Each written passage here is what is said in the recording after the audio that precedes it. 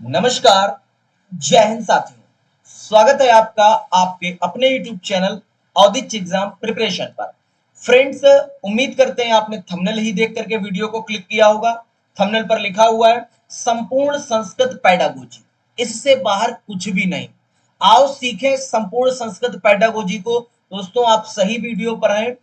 इस वीडियो के अंतर्गत संस्कृत में जो 15 नंबर की आपकी जो पेडागोजी से शिक्षण शास्त्र से जो पेपर बनेगा, सब कुछ इस मात्र सिंगल वीडियो में मिलने वाला है आपको। दोस्तों, जैसा कि आपने अपने लिए लक्ष्य रखा होगा, हम उम्मीद करते हैं आपका लक्ष्य होगा 120 प्लस अब की बार सीटेड में।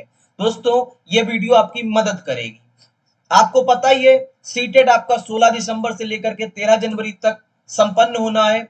धांसू ट्रिक के साथ पढ़ेंगे, बिल्कुल कॉन्सेप्चुअल पढ़ेंगे। तो दोस्तों, बताते हैं आपको सीटेड संस्कृत पेडागोजी में क्या क्या टॉपिक्स हैं। दोस्तों, संस्कृत प्रकरण की बात करें, संस्कृत प्रकरण की बात करें तो इसमें संस्कृत शिक्षण शास्त्र है, भाषा कौशल है। संस्कृत शिक्षण शास्त्र आपका 15 नंबर का आता है, जिसमें पहला टॉपिक आपका होगा भाषा कौशल। दूसरा टॉपिक आपका होगा भाषा अधिगम एवं अधिग्रहण, जिसको आप भाषा अर्जन और अधिगम के नाम से जानते हैं।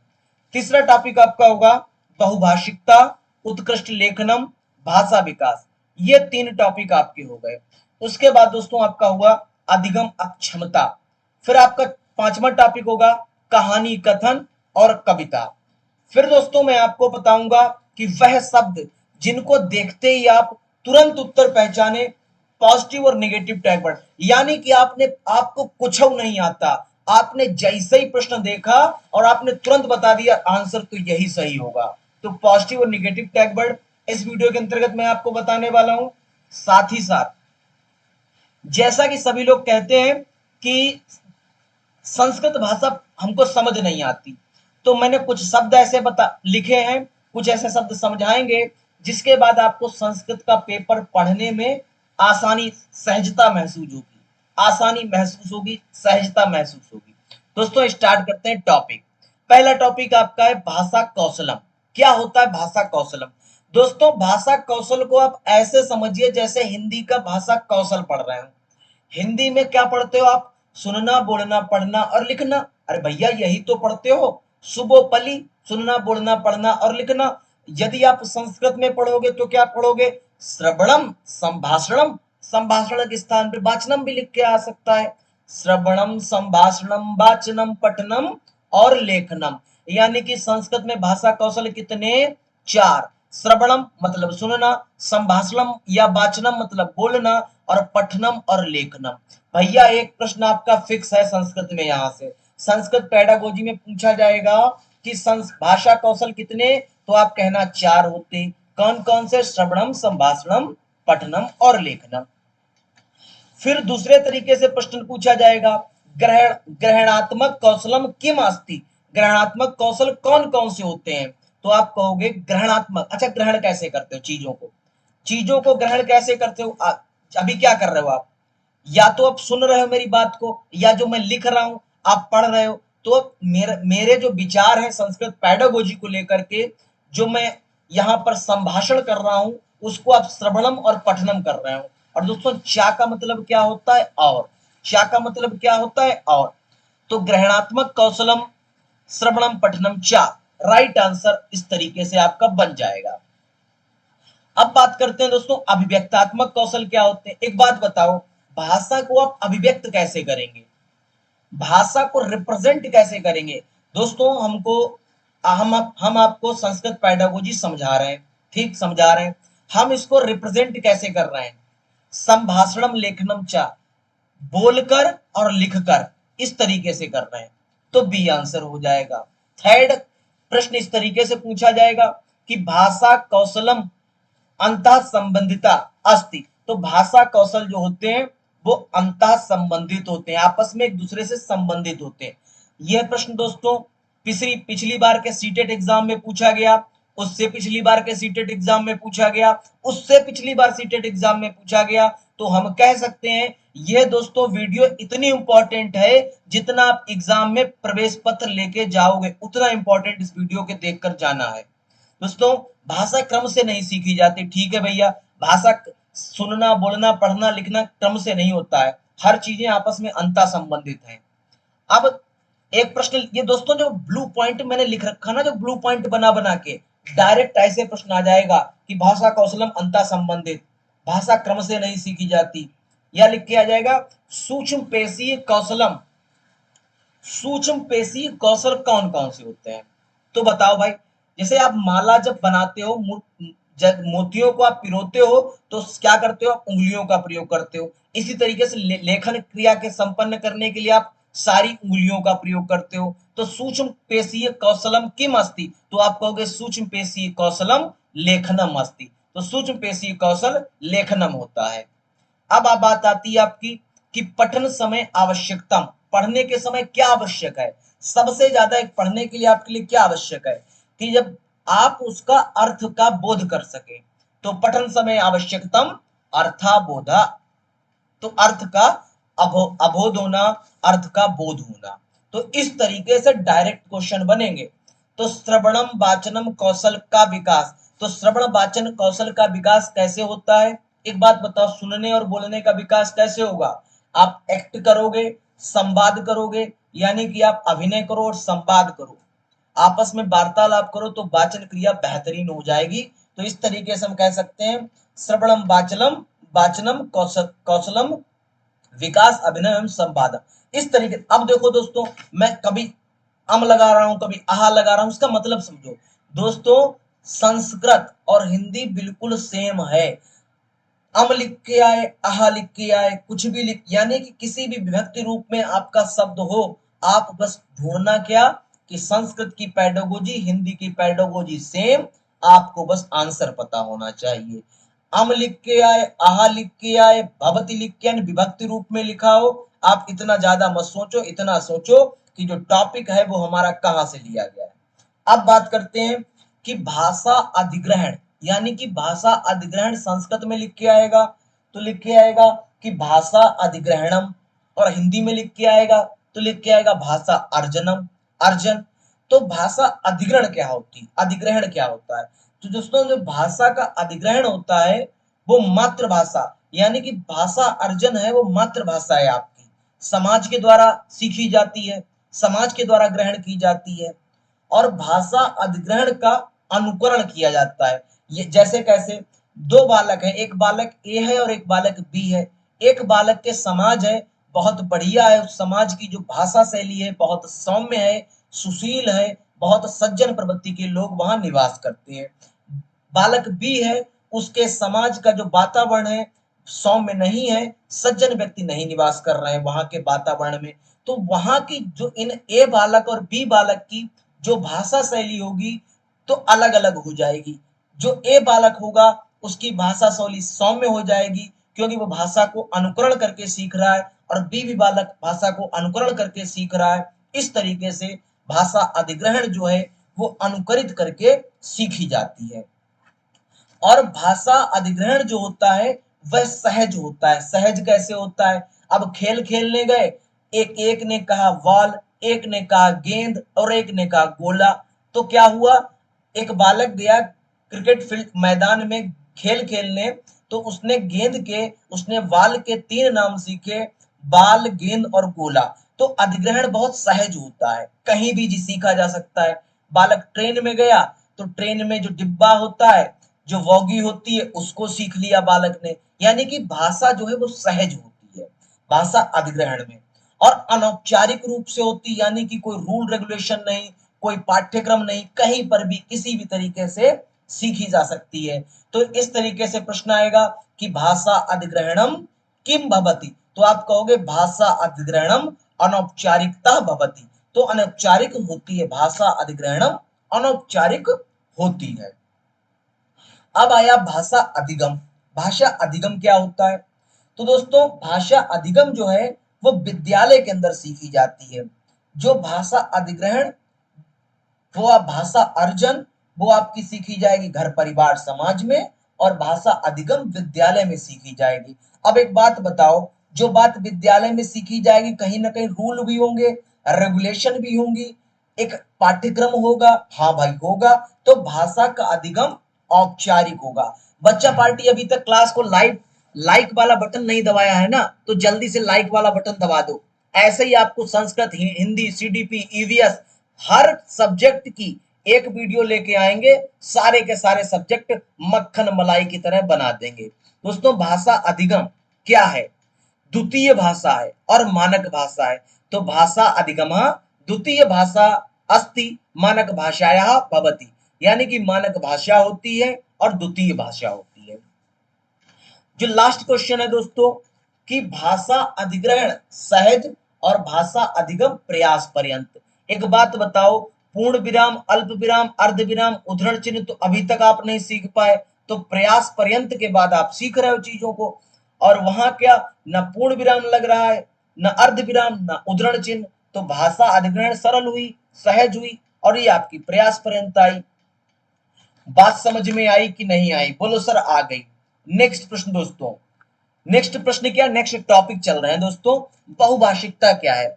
बहुभाषिकता एक भाषा अधिगम का एक महत्वपूर्ण संसाधन है।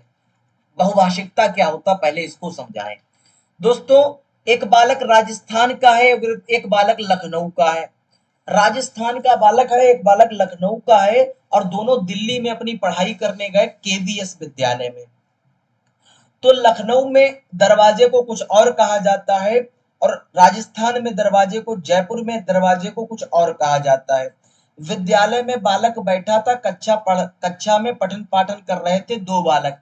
एक ने कहा दरवाजा बंद कर दो, एक ने कहा किवाड़ बंद कर दो। तो क्या हुआ, उस कक्षा में जो सपोज दैट 50 विद्यार्थी होंगे, उन 50 विद्यार्थियों को गेट के 3 और नाम पता चले, दरवाजा, किवाड़ा और गेट। तो दोस्तों, इस तरीके से हम कह सकते हैं बहुभाषिकता भाषा अधिगम के लिए एक महत्वपूर्ण संसाधन है। तो बहुभाषिकता से संज्ञानात्मक विकास भी होता है। तो इस तरीके से आप कर सकते हो। उत्कृष्ट लेखनम क्या है? उत्कृष्ट लेखनम व्याकरण के सुधार से उत्कृष्ट लेखन किया जाता है। उत्कृष्ट लेखन दोस्तों किस तरीके से किया जाता है? व्याकरण के सुधार से उत्कृष्ट लेखन किया जाता है। और वहीं दोस्तों, व्याकरण के सुधार से उत्कृष्ट लेखन में शुद्धता आती है। उत्कृष्ट लेखन, ये पूछा जाएगा, उत्कृष्ट लेखन से आपको क्या लाभ है? तो आप कहना उत्कृष्ट लेखन से लेखन कला में शुद्धता आती है, साथ ही साथ उत्कृष्ट लेखन किया जा सकता है। नेक्स्ट दोस्तों, कि भाषा विकास क्या है? अभिव्यक्त, भाषा प्रयोग, अवसर। तो भाषा विकास दोस्तों क्या है? अभिव्यक्त द्वारा भाषा का विकास होता है, अभिव्यक्ति के द्वारा भाषा का विकास होता है, भाषा प्रयोग द्वारा भाषा का विकास किया जा सकता है, और अवसर। एक बात बताओ, बालक को अवसर दोगे तो बालक खुद काबिल बन जाएगा? हाँ भाई, काबिल बन जाएगा। तो हम कह सकते हैं भाषा में जितने ज्यादा बालक को अवसर प्रदान किए जाएंगे, उतना भाषा का विकास होगा। वहीं भाषा के प्रयोग के आधार पर और अभिव्यक्ति के आधार पर भाषा का विकास किया जा सकता है। दोस्तों, ये सब संस्कृत में डायरेक्ट क्वेश्चन पूछे जाते हैं। जो मैंने हाईलाइट करके लिखा है, इसको स्क्रीनशॉट लेते रहो, फिर मत कहना कि मास्टर ने बताया नहीं। तो अधिगम अक्षमता क्या है? दोस्तों, अधिगम अक्षमता कहते हैं डिसलेक्सिया, अलेक्सिया, डिस्ग्राफिया और डिस्कैलकुलिया। लेक्सिया लिख के आए, अलेक्सिया लिख के आए, और चाहे डिसलेक्सिया लिख के आए, समझ जाना पढ़ने संबंधित विकार। डिस्ग्राफिया लिख के आए और चाहे अग्राफिया लिख के आए, समझ जाना लिखने संबंधित विकार।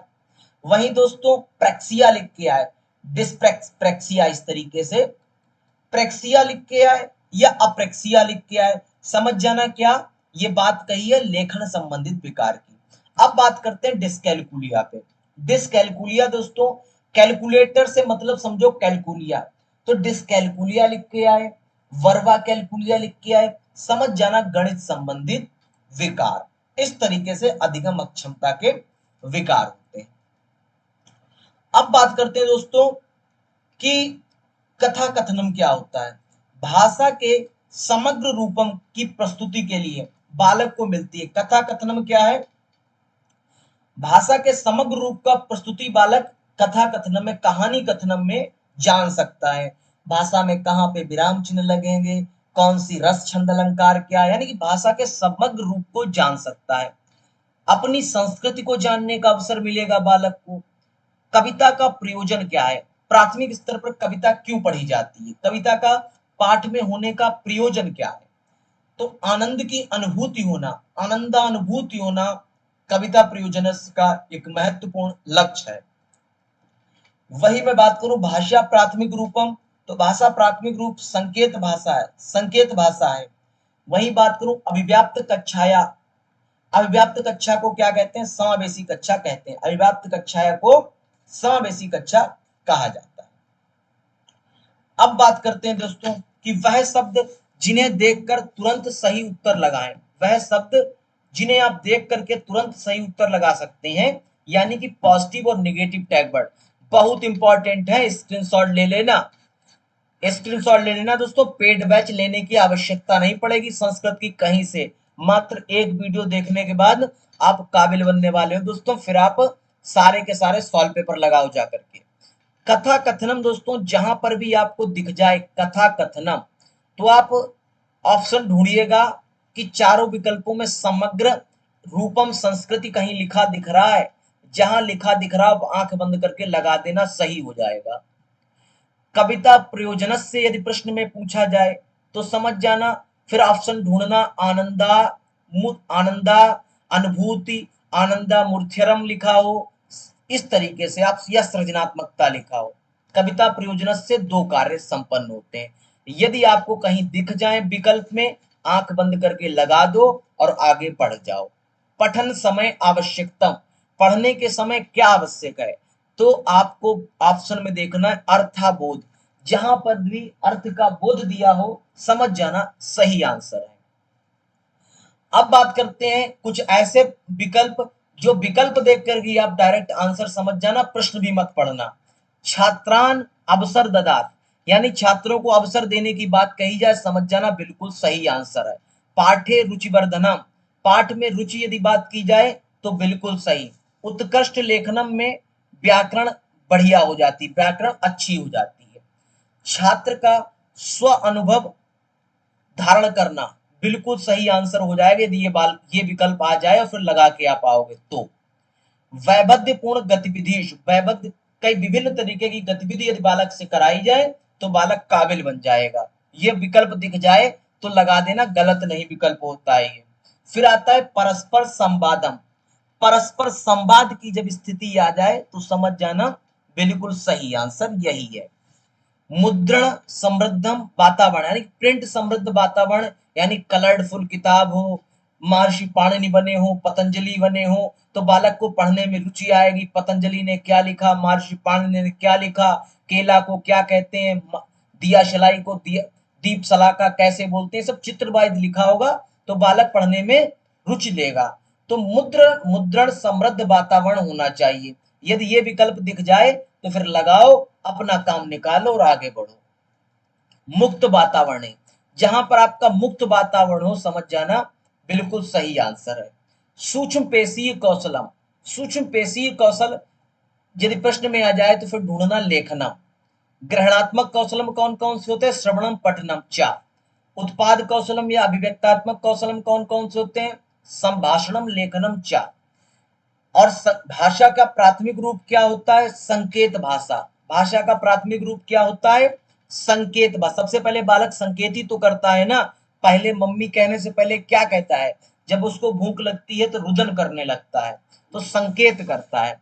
तो विद्यार्थिनाम आवश्यकता अनुरूपम, विद्यार्थी के आवश्यक अनुरूप यदि प्रश्न में विकल्प कहीं दिख जाए तो सबसे बढ़िया आंसर होता है। दोस्तों स्क्रीनशॉट ले लो, ये सोच लो कि इतने के लिए न जाने आप कितने हजारों रुपए के पेड बैच दे देते हो दोस्तों, मात्र एक वीडियो में आप संस्कृत पेडागोजी से आपकी काफी हद तक 15 में 15 तक करके आओगे। बहुभाषिकता दोस्तों संसाधनम के रूप में है। एक निदानात्मक परीक्षण समस्या की पहचान करती है, समस्या पहचानम करोति, और उपचारात्मक शिक्षण क्या कहता है, समस्या समाधानम करोति, यानी समस्या का समाधान करती है। और प्राथमिक कक्षाएं क्या करती है, प्राथमिक कक्षाएं कथम विषय योग्यतम, सबसे पहले प्राथमिक कक्षा में कौन सा विषय है, मम परिवारा सबसे प्रथम विषय है। अब दोस्तों पॉजिटिव नेगेटिव टैग वर्ड भी आपने पढ़ लिए, संस्कृत पेडागोजी के टॉपिक भी पढ़ लिए। अब कुछ चीजें वह जान लो जो आपके एग्जाम में इतनी आवश्यक है जितनी कि आप दही चीनी खा के जाओगे। तो दोस्तों मैं बात करता हूं उन शब्द को लेकर के, जिस शब्द को आप पढ़ लोगे तो फिर संस्कृत में आपके अर्थ निकालना समझ सीख जाओगे।